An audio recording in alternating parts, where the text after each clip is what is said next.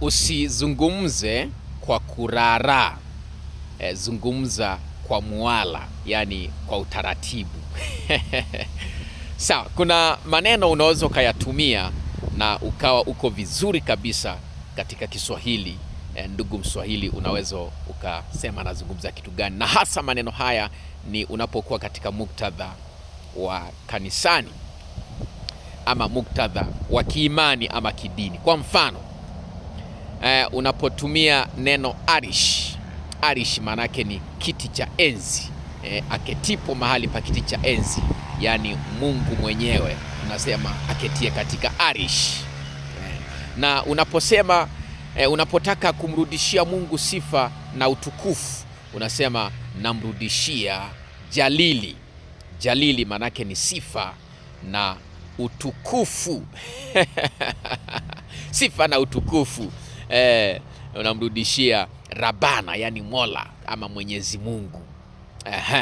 Wale ndugu zangu wanasema subhana, Rabana. Lakini pia kuna majina mengi. Mungu ana majina mengi. Mfano unaposema Jabari. Jabari, Jabari ni jina la Mungu anayeweza kufanya chochote kile ambacho mwanadamu hawezi kufanya kabisa kwa uwezo wake. Yaani Mungu mtawala mwenye nguvu zake mwenyewe. Mtawala mwenye nguvu zake mwenyewe tunasema Jabari. Lakini unaweza ukasema Manani. Manani ni jina la Mungu linalomaanisha Mungu mpaji. Yaani Mungu ndiye anayetupa sisi, anayetupa kila kitu tunachohitaji, tunaita Manani. Lakini pia unaweza ukatumia neno hili Latifu. Latifu ni jina la Mwenyezi Mungu vile vile linalomaanisha Mungu mwenye upole na rehema. Mungu mwenye upole na rehema. Unasema nazungumza kitu gani? Ndio nakueleza vile, ndugu Mswahili. Na unaweza ukatumia neno muhudi. Muhudi yani ni Yesu Kristo, yani kiongozi mwenye wafuasi wengi sana, na anaaminiwa kwamba siku ya mwisho atarejea tena duniani kwa ajili ya kutulaki wakati wa unyakuo. Unasema nazungumza kitu gani? Ndio nakueleza vile.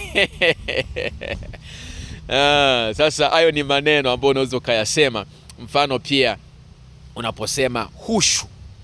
Hushu manake ni kunyenyekea mbele za Mungu. Njoo uhushu. Taali uhushu, yani njoo uhushu, yani unyenyekee mbele za Mungu, na utakuwa unaonekana ni mtu anayefahamu Kiswahili. Unasema nazungumza kitu gani? Kuna maneno yanatumika katika vita. Mfano husuru. Husuru, mfano kuna maandiko yanasema akauhusuru Raba, yani akauzunguka ule mji. Husuru manake ni kuzunguka. Akauzunguka ule mji kwa ajili ya kushambulia kivita. Unasema nazungumza kitu gani? Baada ya kusema hayo, changu ni chetu Kiswahili, hazina yetu. Langu jina Emmanuel Arahango, Lumbi kila pahala. Naam.